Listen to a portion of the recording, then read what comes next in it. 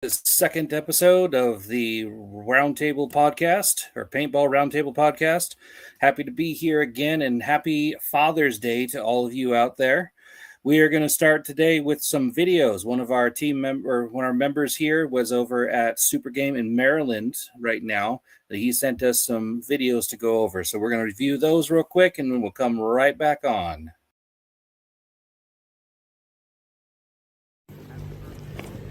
Hey guys, Brock out here at Super Game Maryland.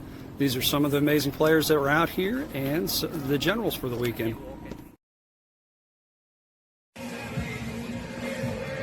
What's your guys' name? Kenny Brown. What team you guys with? Blue team. You guys have a team or just out here as a family or? The Maryland Rods. We're the Maryland Rods. All right, awesome. How long you guys been playing? This is my second game. This is my 6th or 7th or 4th. It's pretty cool. What made you guys fall in love with paintball? The love of just pulling the trigger and my uncle. What would your advice be to someone else getting started in the game? Don't pull the trigger too much. And it might hurt at first. But then if you get shot it all crumbles into place. Yeah, if you get shot more and more, and then it just will not hurt anymore. What's been your guys' favorite moment when playing? Probably when me and my other brother, we were on the road and they were pushing the cart down and we got lit up. Being on the tank. You like being on the tank? Yeah. You shoot paintball markers out of it, or you shoot the rockets? We shoot the paintball markers. Cool. What kind of markers you guys running? I'm running a Corner, and he's running a tip. Is this your guys' home field, or where's your guys' home field at? This is not home field at this moment. And where are we today? What game's going on? Super game. You guys excited? Yes. All right. See you guys out there. All right, What's your guys' names? We're the Trash Pandas. And where are you guys from? We're out of Washington State. So you guys flew in this weekend for Super Game Maryland? Yep. And you guys said you were trying to make the rounds to all the games? Yep. So you guys got Super Game Michigan coming up next? Yep, we sure do. That is awesome. How long have you guys been playing? The team's been playing for a couple years, but I've been playing since '95. I've been playing since like 2021. That's awesome. What made you guys fall in love with paintball? The rush, the people, the environment, it's just plain fun. I grew up around paintball ever since after. And I went to. So you were coming out to games before you could even play? Yeah. That's awesome. How young were you when you first started coming out? 10, 11. It's pretty cool. What advice would you give to somebody that's thinking about coming out and playing?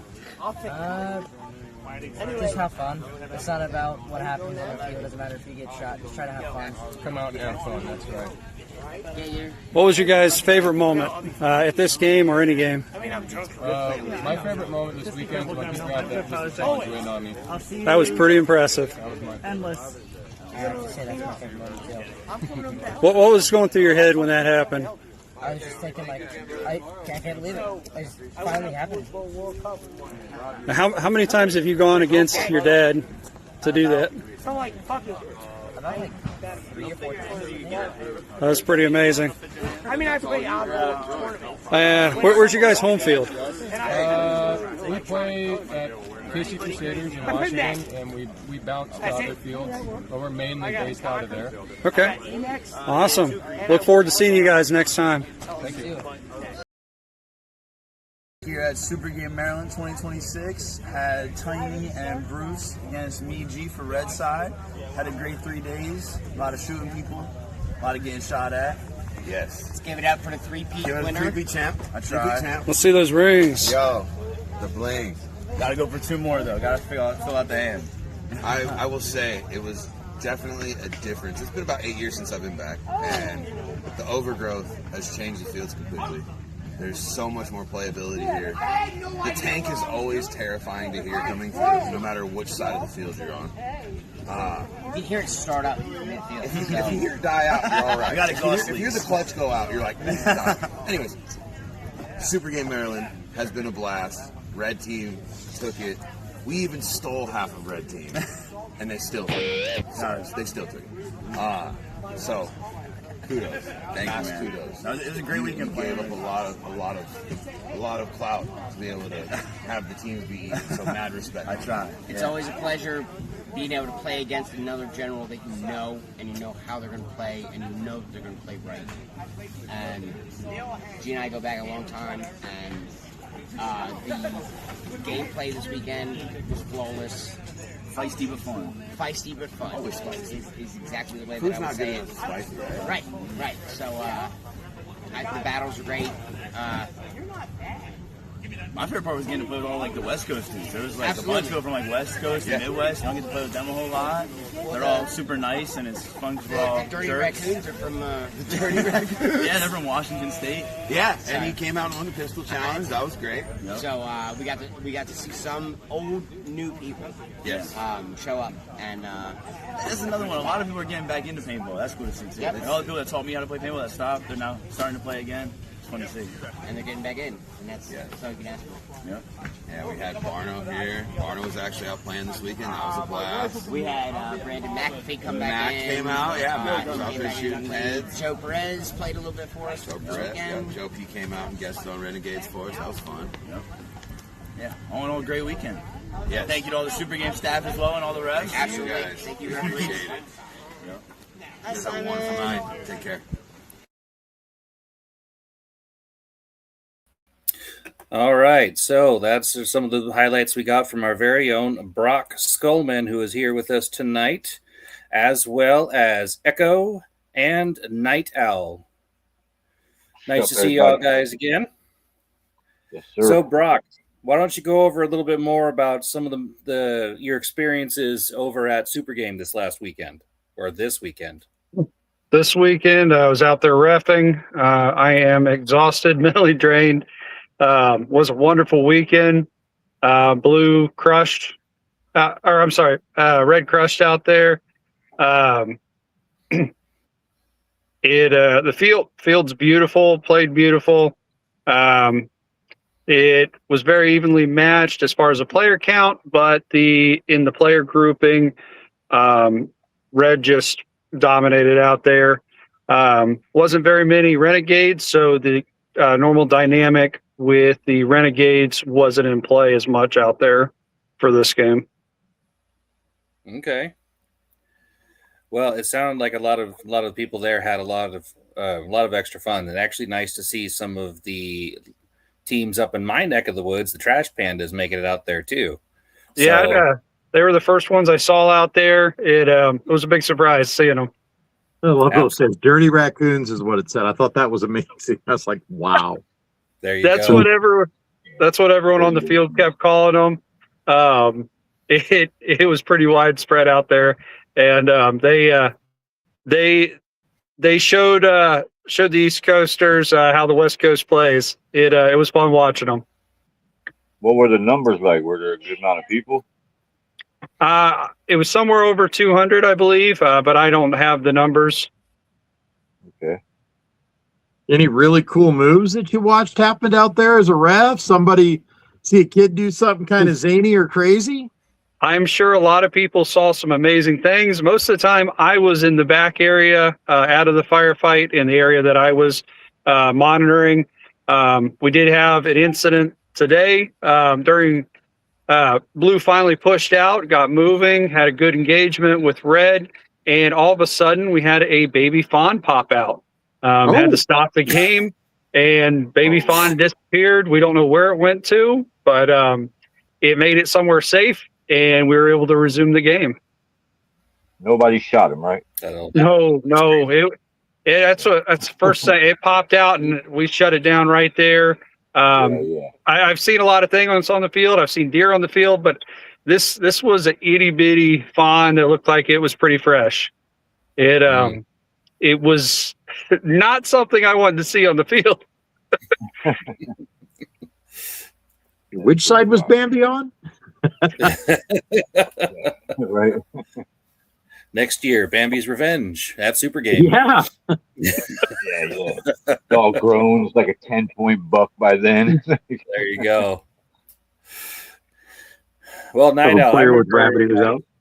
I remember at one of the fields up at your games that you Oh, no. had a experience with wildlife too. How about you talk about that real fast? Well, Which there's a one? team out. Yeah, you might want to specify the one on my field. The Deerbait Yeah. story? Oh, yeah. Okay, so we have a player out there named Deerbait. His name's James, and he is a fantastic old school baller. Haven't seen him on or around in a while. He's been busy with life, but he was a pretty young kid, fresh out of high school. And the field had a hill coming down and then a cliff and a road. And it was probably a story and a half drop. And there's like this ravine up above it, and it's a very steep with the ravine. It's thick brush, and the rule was the players weren't supposed to be up there. It was the first time we were kind of running that. We had everybody kind of coming to a head in the valley, so like everybody could see the ref. And all of a sudden, James starts taking off running at the brush pile because he can see the bushes moving. And he's screaming, player, player, player, you can't be in there. You're out, you're out. He runs up, and all of a sudden, exploding out of this freaking brush pile is this giant deer. And it hits him, and he hits it, and they kind of collide together, and then they're rolling over each other, and the deer's kicking and punching him, and he's trying to do this, and they roll down the hill together, hit the edge of that cliff, and everybody stopped and watched what was going on. They're like, oh my gosh. And then they kind of hit the end of the cliff and went, boom, and they both fell to the dirt down on the road below. And I'm sitting down on the road watching this entire thing, and I'm like, holy cow. And James jumps up and comes running toward me, and the deer jumps up and goes booking it the other way.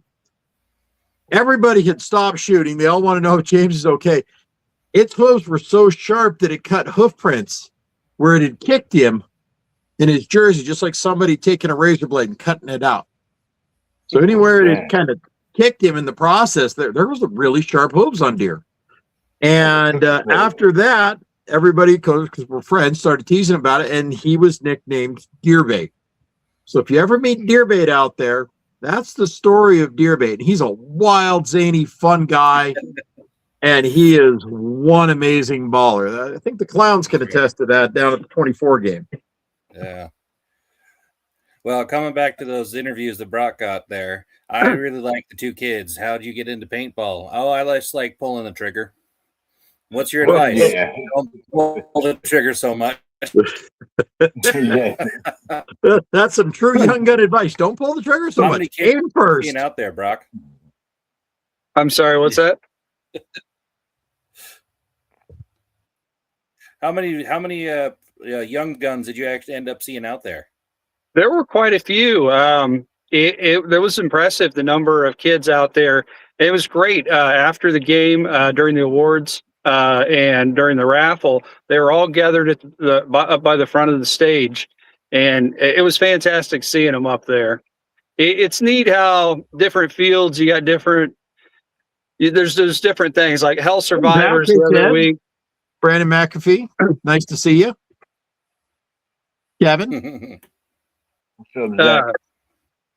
Out at Hell Survivors a couple weeks ago at Living Legends, the one thing I noticed out there was a ton of women playing. It was great seeing so many women out playing. At this game, there were tons of kids out playing. It was great seeing all the kids. It's amazing how the different fields have the different draws. Probably Absolutely. had something to do with Father's Day. So, a lot Probably. of fathers want to go play paintball with their kids, which is awesome. That's a beautiful thing. Sorry about that, guys. Last year we did Templar's Treasure on Father's Day in North Carolina at Command Decisions. It was hot, super duper hot, but it was a good turnout. A lot of fathers and stuff. Now Father's Day did kind of put a hamper on the numbers because a lot of people were like, I generaled the game, so when I was recruiting, a lot of people were like, it's Father's Day, so it was like, dang. And then some people were like, yeah, that's awesome. I'll bring my kids out with me. So it was kind of kind of It definitely didn't slow the kids down and the dads down out at this one. It was great seeing so many out there on the field and then seeing them all gathered together. And that was a neat thing too. They weren't spread out. They all gathered together at the front of the stage and were up there front and center after the game. Yeah, that field is awesome. I love Very it. nice. It's a beautiful field. I'd love to make it out for the next game out there to see the different dynamics of how the different styles play. If you were at that game with Brock, say hi, guys, in the comments. Wade, we love to hear that. Yeah, give us your stories. Tell us what your experience was out there. Right. We'll interact with you guys. Let us know what's up in the comments. Yeah. Ted asks here, do we know what the final score was there, Brock? I'm going to disappear for a second, but let me go find it. I did take a picture, I believe. Got it. Wow, what a great game. It sounds like everybody really had an amazing time, and it sounds like it was very new player friendly. I mean, those little guys had only been playing a few times. Yeah, I think they said it was the second time playing the second game. Mm-hmm. And you know what? They're going to love it for the rest of their lives. And that's what we want to do, is we want to get more people out like that. Ladies and gentlemen, It's like the one little guy said. He said, it hurts when you first get shot. But after a while, you don't even know, it's like it's nothing. And that's where a lot of kids' fear is getting hurt. That's the first thing. Does it hurt? They always, does it hurt? Well, no, you don't lie. Yeah, it hurts like a bee sting. It's going to sting for a minute, and then it goes away. And once they get shot that first 2 or 3 times, it's on. Once they realize, okay, this is not going to, like, put me in a hospital. It's not going to, put a hole in my body. Then it's like, all right, then they go to being that fearless child. Yeah, the initial freak out is there, and then they're like, wait a minute, that wasn't that bad. Right, exactly. Once they realize it's not that bad, then they become a kid. And, kids, they're fearless. They'll be all over. Oh yeah. Once the pre-programmed psychological of, oh my gosh, wait, that wasn't that bad. It's like riding a bike, everybody's afraid and then they realize, speaking of Father's Day, Dad's let go of the back of the seat, and you're actually been running and pedaling just fine for a little while, and then you're like, oh my gosh, I got this. Oh yeah, exactly. Any fathers out there take your kids out to play paintball yet? Right. How was your experience this weekend? Don't have to be super game. Any old game. Even rec ball. If y'all went out and just played some rec, tell us about it. Did you and that's paintball? Oh, here we go. We got Brandon McAfee. He said the final score was 948 red and 503 blue. Wow. So it was a harsh game out there. Yeah, red creamed most of the weekend. It was a hard fight for blue, but blue kept fighting, and with the number counts a day, you have the normal drop off on Sundays. Some of the red flipped over the blue and evened things out, and blue started moving on the field, and actually got to see more of the field in play and see the dynamic. It is a really cool field out there. Yeah, I love that. Who were the generals? I don't have the names off the top of my head. There's the gentlemen that were in the video. Okay. Very cool. Very cool. I am so tired right now. My brain's barely working. Oh man. All right. Well, congratulations to Red Side. Sounds like it was a hard fought game. Yeah. Well, it sounds like everybody worked their backside off out there for sure. Well, speaking of games, you guys are going to be heading out to another game next week, and tell us about that. Who's doing that? Me? Oh. Are you guys, or who are you talking to? Well, I'm not going to that game. Oh, okay. I believe Brock is. Yeah. So next weekend, myself and Chris with Nova will be out at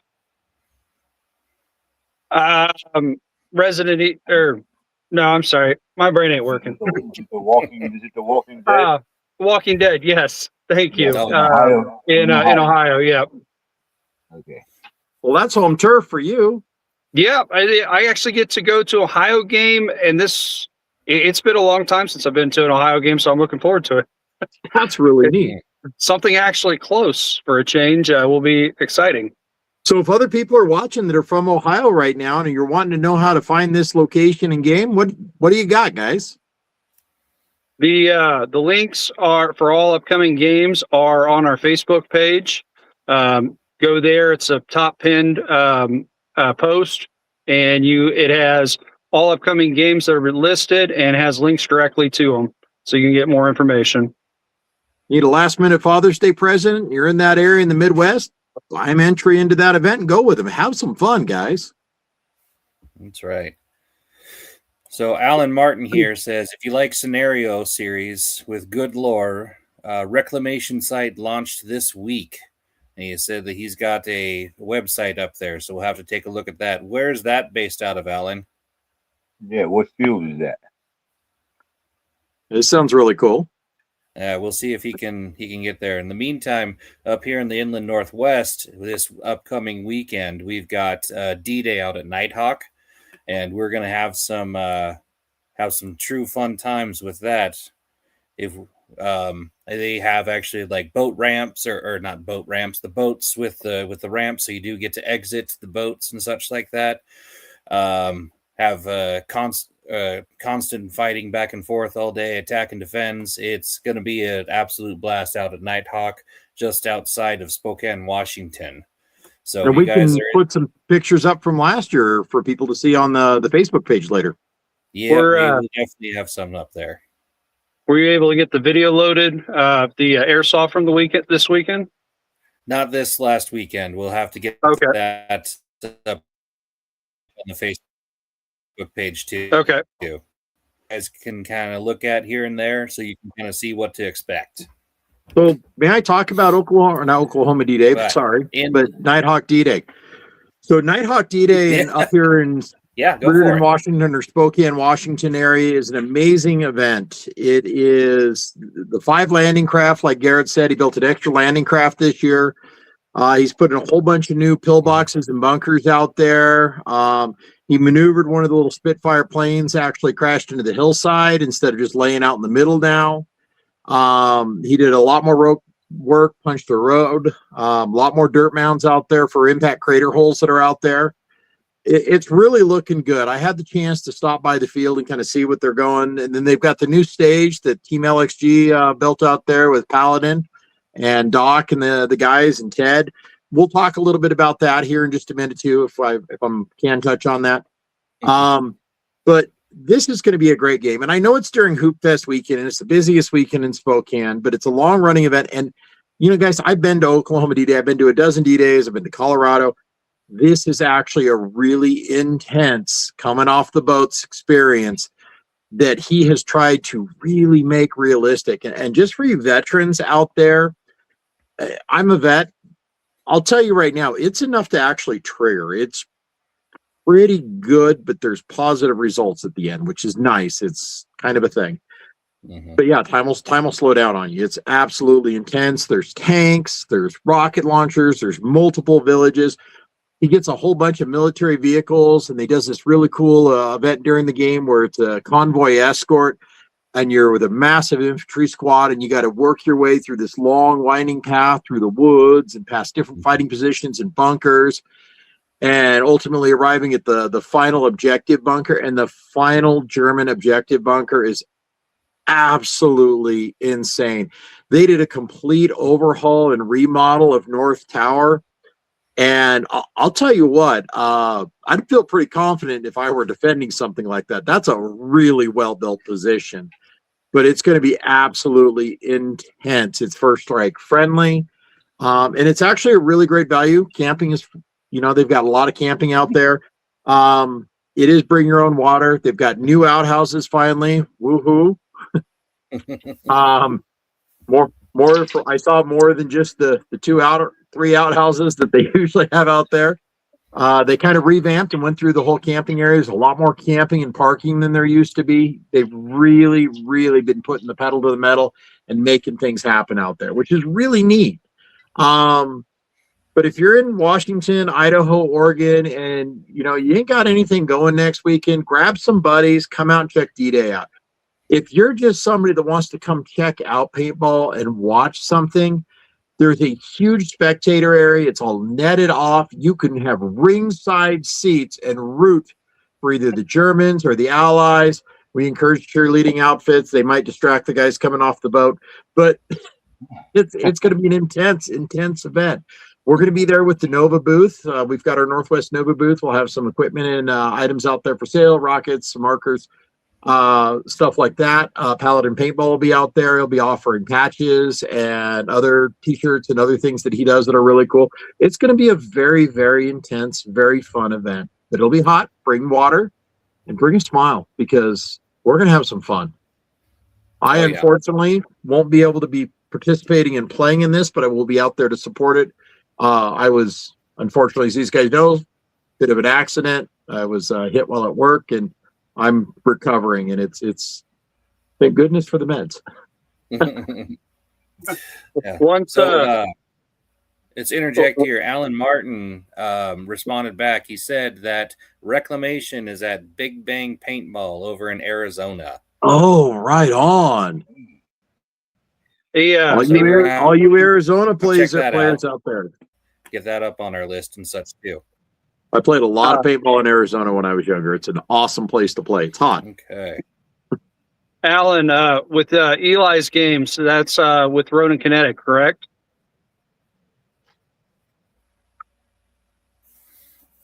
Eli Booth. I will wait for him to get responded.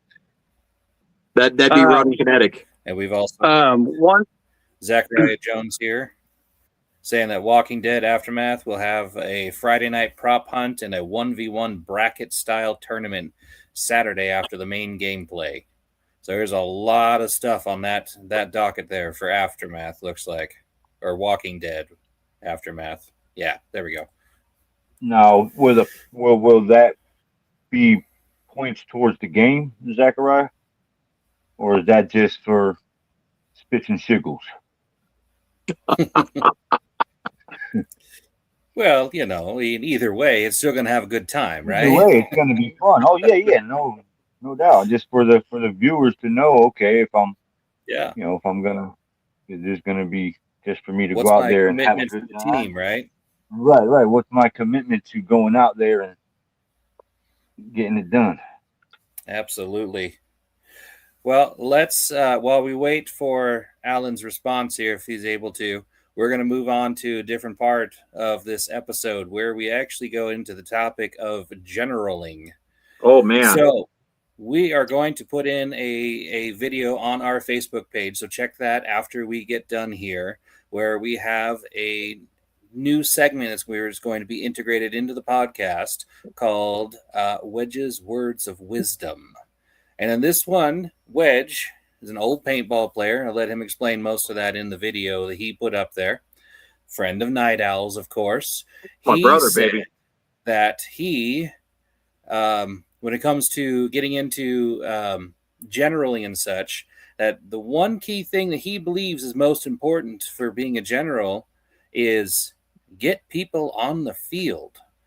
If you have people on the field, you can play and you can do what you need to do. If you don't have people on the field and they're out at camp having some fun, relaxing, maybe a little bit too much, then he says that you kind of have some problems. So he says key is for generaling to get people on the field so they can play and have fun. Let's move on with some of that. Night Owl, I know you've done just a little bit of generaling in your time. Would you like just a little? Yeah. Would you like to expand on that too? Yeah. I mean, Wedge is one heck of a gifted leader. I've had the fortunate and blessed chance to play with that man for many, many years. You got to meet him when he came to Super Game with us and played in the mud. He wrote for APG Magazine. We played with the Renegades paintball team for a long time. He understands this game, and he really understands this game, and he's got a lot more tactics than just what he's going to go over in that little clip. But one of the key fundamentals about being able to win a game, your tactics don't work if you don't have people to play with. So you've got to set your people up for success. You want to make it so that they can get it off the field and back on the field as much as possible. Because if you have nobody there, unless that's your plan, you're not going to be able to do so well on the defense. The longer your guys can hold on in a war of attrition in that scenario, the better you guys are going to fare in the end. You know, sometimes it's just about being there, figuring out what your your key points, or as I put, your force multipliers are on the battlefield. You know, where do I need bodies particularly? Do I want guys just kind of standing around twiddling their thumbs and being seen, or do I want guys in different positions? There's all sorts of things that go with it. But making it so that your guys can stay on the field longer, carrying a squeegee, carrying a mask rag so you can wipe off their mask real quick if they take a hit to the face, extra hydration, some what we called in the Army pogey bait is always a good thing too. I don't know if you guys know what pogey bait is, but my veterans out there are like, yeah, pogey bait. But just a little, and check on your guys. You know, a lot of these guys, they get out there and they shout orders and they stand up and they don't bother. What's this?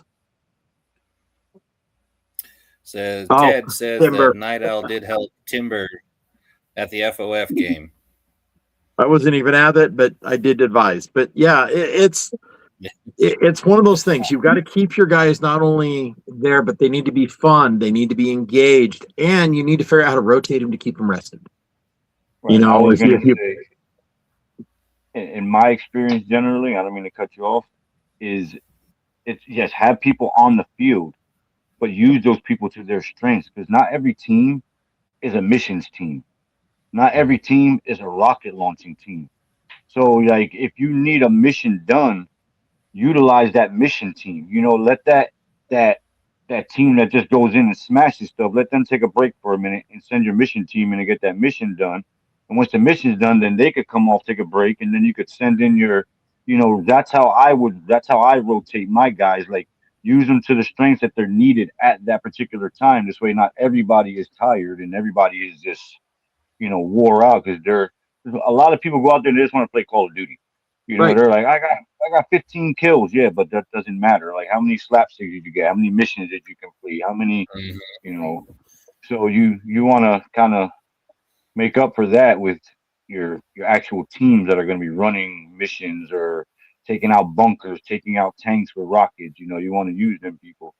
But some games you only have two AT cards, so you don't want to just have them out there willy-nilly just running around shooting rockets. You want to use them at the right times, at the right points. Echo, why would you ask a fish to climb a tree, right? It's the same thing.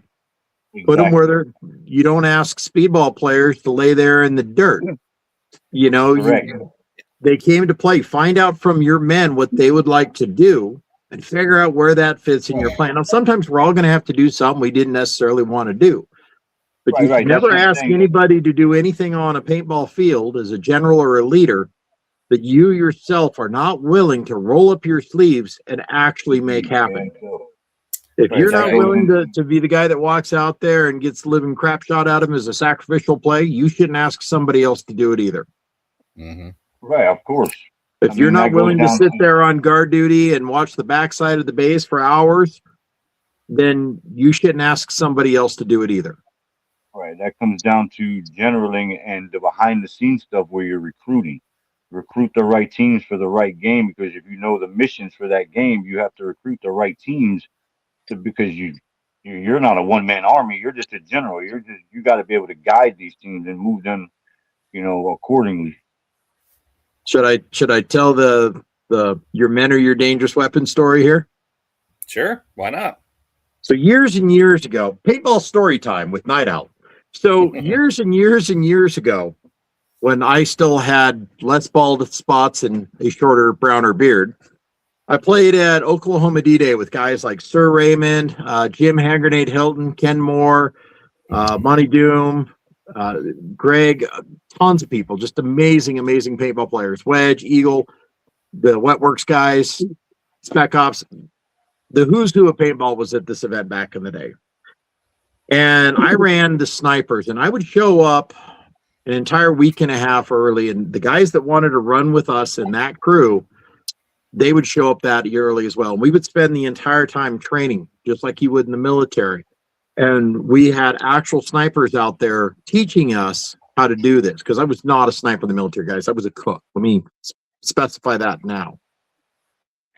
But I understood the basics. And I was the guy that was leading the class on this. So one of the lessons I taught to the guys is that you, as a leader, it is not your job to go kill everybody. It is not your job to eliminate all the other players. It is not your job to lead the charge. It is your job to put your guys where they can be the most effective. And we got on a bus heading out for what's called a D-Day mini game. And we had throat mics, like you had in Tears of the Sun. We felt pretty cool about that back in the day. Nowadays, if people are like, "What? You couldn't do it Wi-Fi?" And we're out on the bus, and everybody's masked up. It's danger close type scenario, and there's German players and there's Allied players, but most of this bus, like 90% of it, is Allied players. And I'm carrying just a little PGP pump, and this guy sees me, recognizes me from the paintball magazines back in the day, and I played a few games here and there, so a few people might have known. And he says, "Oh, so you're Night Owl, da-da-da-da-da. You're supposed to be famous down here, and da-da-da. You don't look so tough to me. I don't see why everybody talks about you." "Oh, okay. Well, that's nice." And he says, "I bet me," and I think he called it Betsy, but the audacity is he named his paintball gun and wanted to address it with everybody. Like, "Okay, sure. I bet we could kick the tar out of you." And I said, "Tell you what, I'll make you a deal." Everybody's got their masks on. Everybody's like nodding and looking. And now this conversation is very public. And I says, "Here's the deal. I will let you shoot me for 1 second with your marker at this point blank range as much as you want for 1 second. And I will sit here and take it." "What does that thing do?" "It's like a spider." I'm like, 13 balls a second? And he's like, "Yeah." I said, "I mean, you take that deal?" He's like, "Oh, heck yeah." Because he's thinking I'm going to use the pump. And I says, "I will make you this deal. I will only pull my trigger once, but here's the deal. I go first." And he's like, "You're on." I was like, "You heard that, everyone." And I reach up and I touch my little pit and I say, "Snipers, on my mark, unload on this fool for approximately 1 second." And like 60 gun barrels swung within this far of this guy's face from all around him and crowded up on that bus immediately. And his eyes got about that big. He may have peed himself at that moment, realizing this is really about to happen. And no matter how fast I can shoot, there are more barrels pointed at me than I can take. And I says, "Or you can say uncle." He's like, "Uncle, uncle, uncle." The moral in the lesson of the fable is this: you are only as effective as the guys around you. They are, if you're a leader, they are the weapon, not you. Your whole job is to take care of them and provide them the best opportunity they have to have the best game they can possibly have. And they are far more effective and can do far more damage than you can as an individual player. You've heard there is no me and or I in team, right? There is a me, but there's not an I. That is a team. If you trust them, you know what they're capable of, you know their strengths, and you're willing to listen and work with them, you respect somebody, they'll respect you. And it's amazing. I don't know whatever happened to that young man. I'd love him to pop on the podcast if somebody's ever heard the story from his thing. I doubt he tells it. I'm pretty sure his underwear was a different color. But yeah, it's a great thing when you can be an effective leader. If Oddball's out there and he's watching this, I think he can attest to not carrying a marker on the field, as well as a couple other people that have led, where you've had to put your marker down and you've had to go do the thing. Now, Boulder requires you to have a functioning marker. That held me up for a little bit. But you can still be out there. Wonder why they have that rule, Eric. Oh, I miss the days where we could just bury a barrel in our sleeve. All of a sudden, slide the barrel out. Barrel tag. Ninja. Echo, any?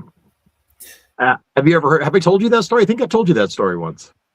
No, that's the first time I've heard that story. All right. Yeah, there's an old guy special from back in the day that you young kids can learn. Every time This I was talk my to you, I trigger. hear a different story. Though you have a plethora of. You're like an encyclopedia of paintball, but you've been around since pretty much day one. So it's awesome to know something like you because it's like. I mean, Not quite day one, but like, I was the kid that was running around when the greats were walking the earth, and I'm just an average player. I just got the opportunity to play with the gods. Right, you have a lot of history, which is a good thing, which is like a walking museum in your head. Well, the cool thing is the part of this podcast is we're building a whole new generation of players that are going to be out there. They're going to create their own stories and their own lessons. And one day we want to see them where we are now because we're the older guys in the sport. And we want that next generation stepping up and taking charge and doing things the right way. But here's the thing, young ones. Youth and cunning, or wait, how's that old saying go? Youth and treachery. Somebody catch me up here. I was in a car accident. My brain's a little scrambled. Youth and exuberance is no match for old age and cunning. Or Yeah, old treachery. Age and treachery. You either die a hero or you live long enough to become a villain.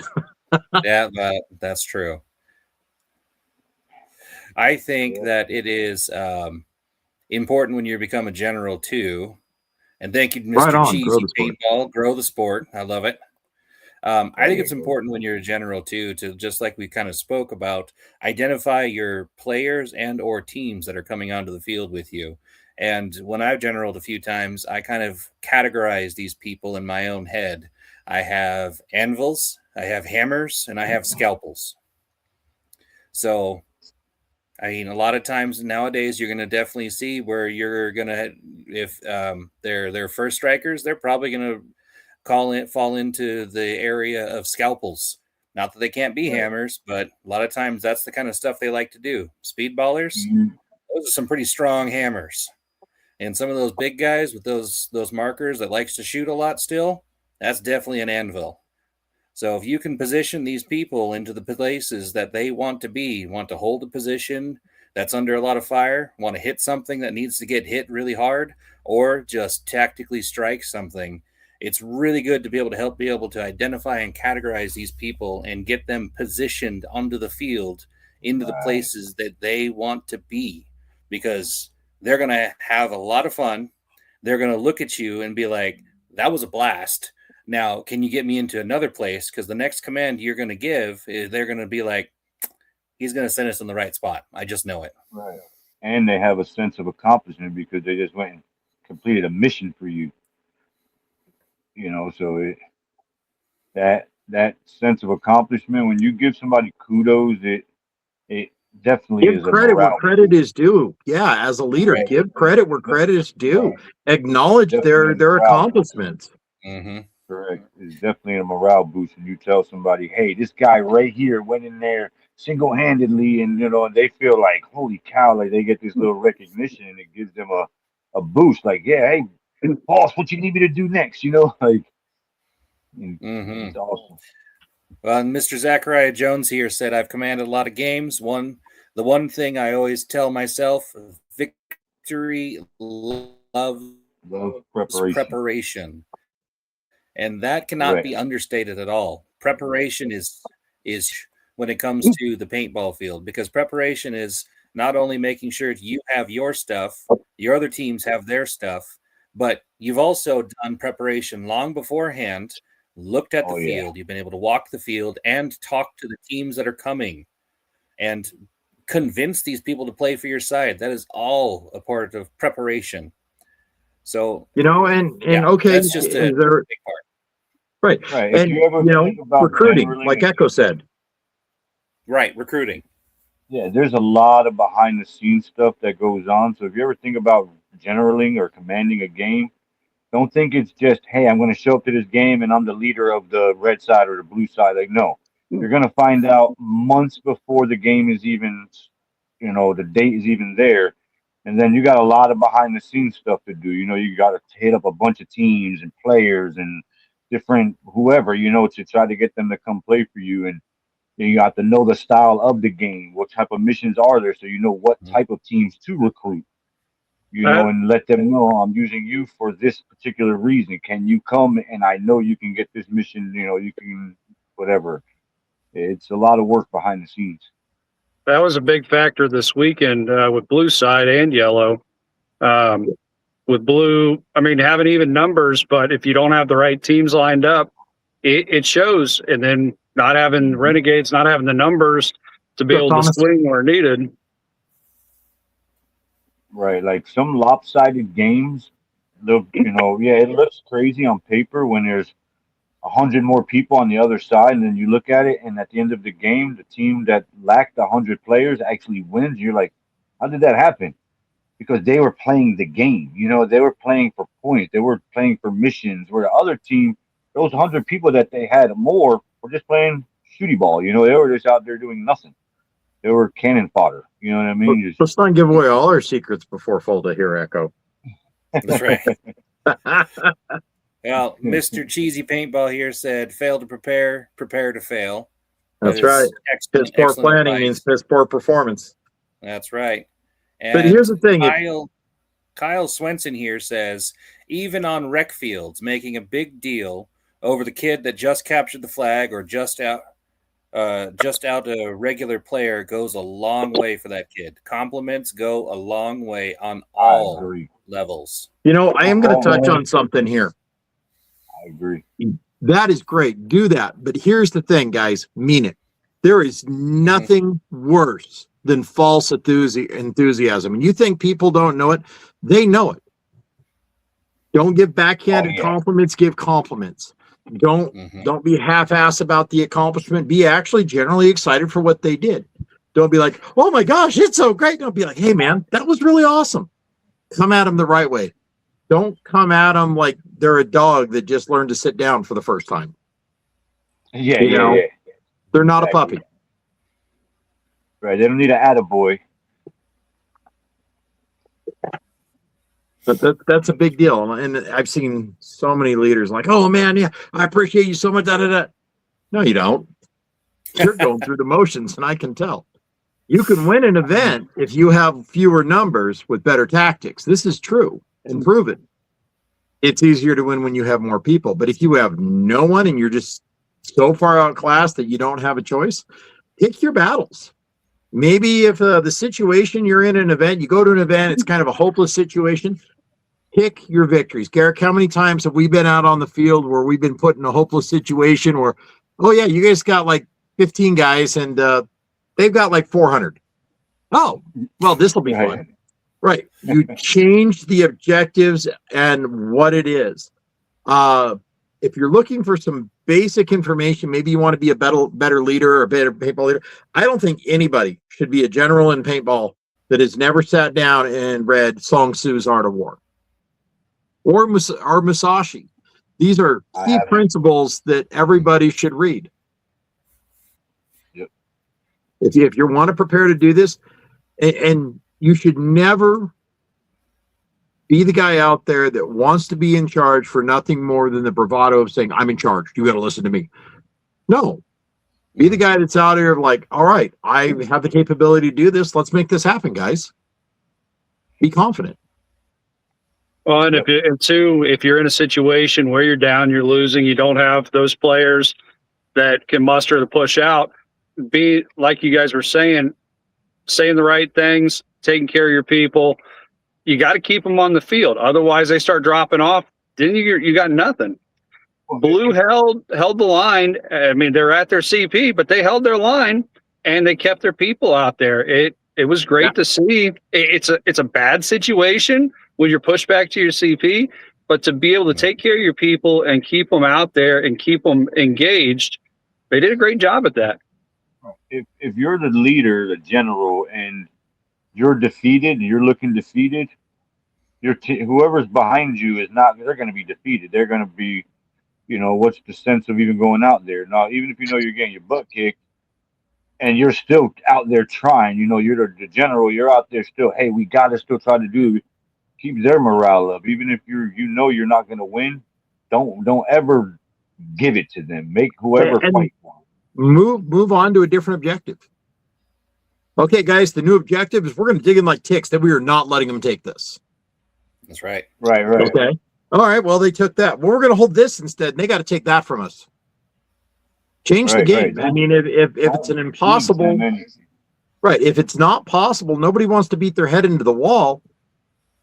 Make a new mission out of it. We've been in events where it's like, okay, our whole goal is just to not be overrun. We don't have the numbers to smash them, but we do have the numbers to hold on. Or I'm sure you've been to the games too, where you just keep beating a dead horse. The general keeps constantly sending people to that one spot, and they're not getting in. They're not. Use a different tactic. You know what I mean? They just keep trying to go into the same place, either go another objective or go around, flank, do something different. You know, they'll just keep sending for an hour. They're sending them in the same way. They just keep coming back. Oh, we can't get in there. We can't get in there. Well, you're not going to, because evidently they got your number. You know, like you're going to have to try something different. paintball story time. High Rolls, New Mexico. Yes, this is the same game that got the rule put in the rule book about do not throw the wildlife. Hi, I'm responsible for that. But we had a guy out there that was the general, and he was horrible. Horrible. Did you say hold on. Did you say do not throw the wildlife like an animal? Yeah, it's a whole thing that happened back in the day. We'll do that story another time. But I got so fed up with the command sending us into a hopeless situation, and everybody was angry and just wanting to quit. I mean, we could do this. But we needed a different way to approach it. And he refused to listen to anybody. So I talked to my teammates. I walked up, and if you're hit, you're eliminated. You got to go out and you got to come back in on the insertion window time, right? Well, that means I can do 20 minutes of command without him. So I walked up and shot him.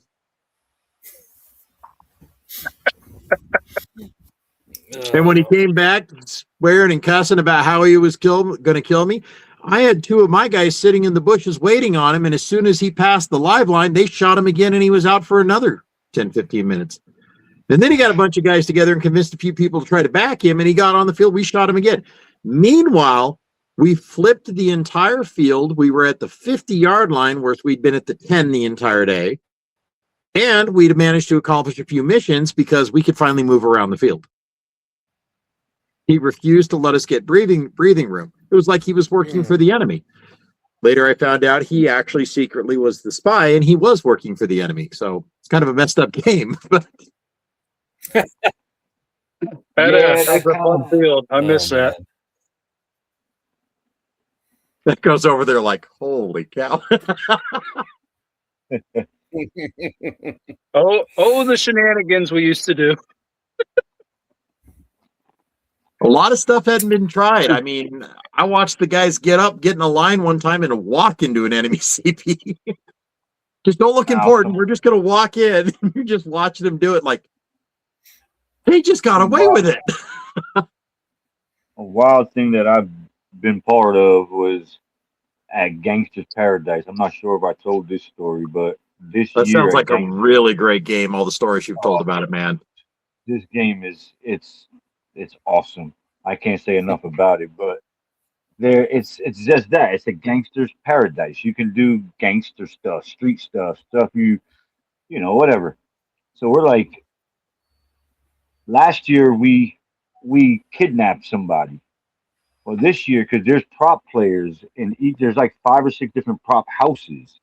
You got the trap house, of course. There's a drug dealer that stays there all day, and you wheel and deal with him.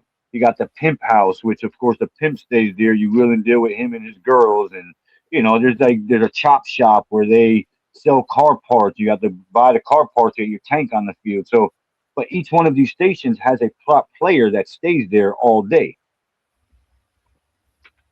And Mom and Dad, just for the record, we're not teaching people how to be criminals. This is just a fun scenario and a thinking exercise. It's fun. It is promoted and stuff as a adult themed game. So There is adult stuff that goes on. You might see, but I mean, it's kid friendly, but it's definitely adult themed. It is definitely, but regardless, we made the decision to kidnap every prop player at the same time.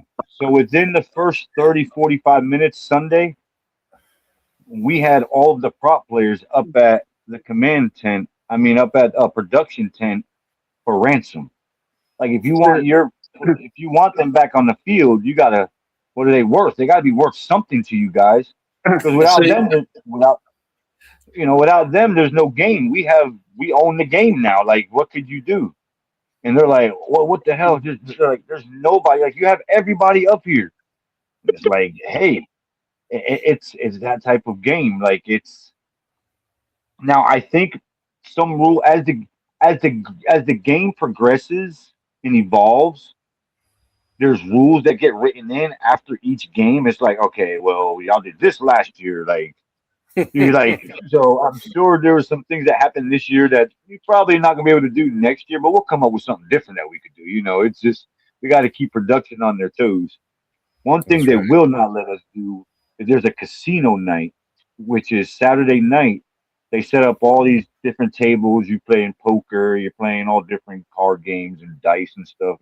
It's worth money. Of course, we wanted to do some Ocean's 11 stuff.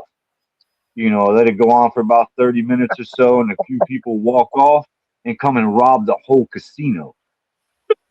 But we got told that's a no-no, that we can't have guns and stuff off the field.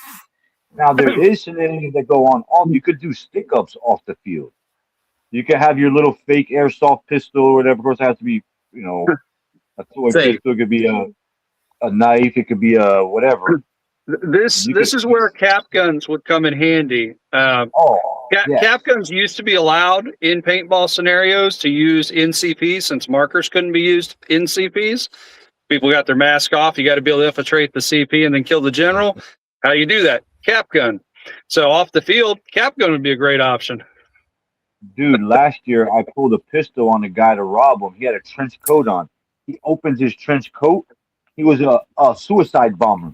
He had all these fake bombs, like this fake TNT with a little timer on it, and I'm like, all right, how about you walk that way, I walk this way. We're just, if you blow everybody up, we're all dead.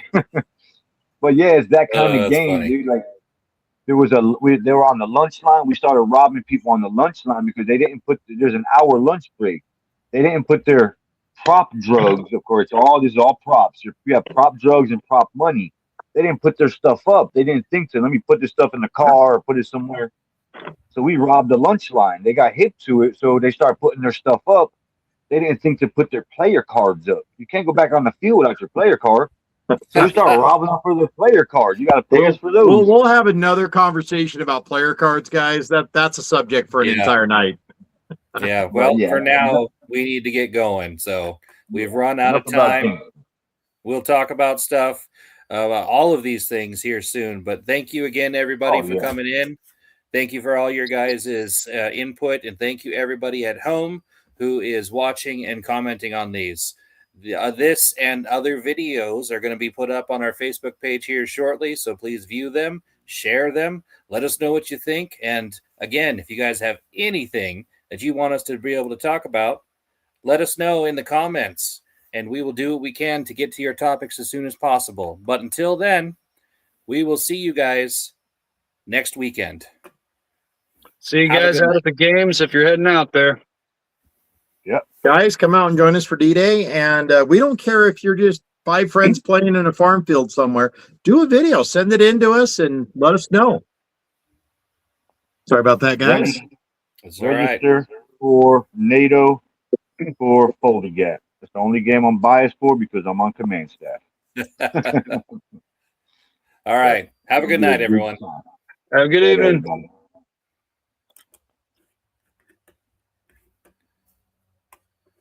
Okay.